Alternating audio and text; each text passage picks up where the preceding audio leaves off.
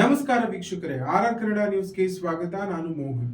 ದೇವನಹಳ್ಳಿ ತಾಲೂಕಿನ ಬಿದಿಲೂರು ಗ್ರಾಮ ಪಂಚಾಯಿತಿ ವ್ಯಾಪ್ತಿಯ ಕೋಡುಗುರ್ಕಿ ಗ್ರಾಮದಲ್ಲಿ ಚರಂಡಿ ವ್ಯವಸ್ಥೆ ಸಂಪೂರ್ಣವಾಗಿ ವಿಫಲಗೊಂಡಿದ್ದು, ಕೊಳಚೆ ನೀರು ರಸ್ತೆಗೆ ಹರಿದು ಸಾರ್ವಜನಿಕರ ಆರೋಗ್ಯದ ಮೇಲೆ ಗಂಭೀರ ಪರಿಣಾಮ ಬೀರ್ತಿದೆ. ಕೋಡುಗುರ್ಕಿ ಗ್ರಾಮದಲ್ಲಿ ಸರಿಯಾದ ಚರಂಡಿ ವ್ಯವಸ್ಥೆ ಇಲ್ಲದ ಕಾರಣ ಮನೆಗಳಿಂದ ಹೊರಬರುವ ಕೊಳಚೆ ನೀರು ಮತ್ತು ಮಳೆ ನೀರು ಚರಂಡಿಗಳಲ್ಲಿ ನಿಂತು ತುಂಬಿ ರಸ್ತೆಗಳಿಗೆ ಹರಿತಾ ಇದೆ. ಇದರಿಂದ ರಸ್ತೆಗಳಲ್ಲಿ ಕೆಸರು ನೀರು ತುಂಬಿ ಗ್ರಾಮಸ್ಥರು ಹಾಗೂ ವಾಹನ ಸವಾರರು ಮತ್ತು ಪಾದಚಾರಿಗಳ ಸಂಚಾರಕ್ಕೆ ತೊಂದರೆ ಆಗ್ತಿದೆ. ಈ ಬಗ್ಗೆ ಇನ್ನಷ್ಟು ವರದಿ ಇಲ್ಲಿದೆ.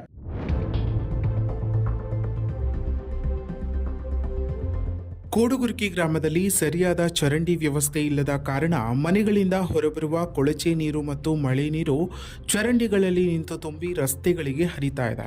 ಇದರಿಂದ ರಸ್ತೆಗಳಲ್ಲಿ ಕೆಸರು ನೀರು ತುಂಬಿ ಗ್ರಾಮಸ್ಥರು ಹಾಗೂ ವಾಹನ ಸವಾರರು ಮತ್ತು ಪಾದಚಾರಿಗಳ ಸಂಚಾರಕ್ಕೆ ತೊಂದರೆ ಅನುಭವಿಸುತ್ತಿದ್ದಾರೆ. ಹೌದು, ಗ್ರಾಮದಲ್ಲಿ ಚರಂಡಿಗಳು ತುಂಬಿ ಕೊಳಚೆ ನೀರು ನೇರವಾಗಿ ರಸ್ತೆಗಳಿಗೆ ಹರಿಯುತ್ತಿರುವ ದೃಶ್ಯಗಳು ಲಭ್ಯವಾಗಿದ್ದು, ಮನೆಗಳಿಂದ ಹೊರಬರುವ ಅಶುದ್ಧ ನೀರು ಸರಿಯಾಗಿ ಹೊರಹೋಗದೆ ರಸ್ತೆಯಲ್ಲಿ ನಿಂತು ಕೆಸರು ಗುಂಡಿಗಳಾಗಿ ಮಾರ್ಪಟ್ಟಿದೆ. ಇದರಿಂದ ದಿನನಿತ್ಯ ಸಂಚಾರಕ್ಕೂ ತೊಂದರೆ ಉಂಟಾಗಿದೆ. ಈ ನಿಂತಿರುವ ಕೊಳಚೆ ನೀರು ಸೊಳ್ಳೆಗಳ ವೃದ್ಧಿಗೆ ಕಾರಣವಾಗಿದ್ದು, ಡೆಂಗ್ಯೂ, ಮಲೇರಿಯಾ ಸೇರಿದಂತೆ ಅಪಾಯಕಾರಿ ರೋಗಗಳು ಹರಡುವ ಭೀತಿ ಹೆಚ್ಚಾಗಿದೆ. ದುರ್ವಾಸನೆಯಿಂದ ಪರಿಸರ ಮಾಲಿನ್ಯ ಹೆಚ್ಚಾಗಿ ಮಕ್ಕಳು ಮತ್ತು ವೃದ್ಧರ ಆರೋಗ್ಯದ ಮೇಲೆ ದುಷ್ಪರಿಣಾಮ ಉಂಟಾಗ್ತಿದೆ.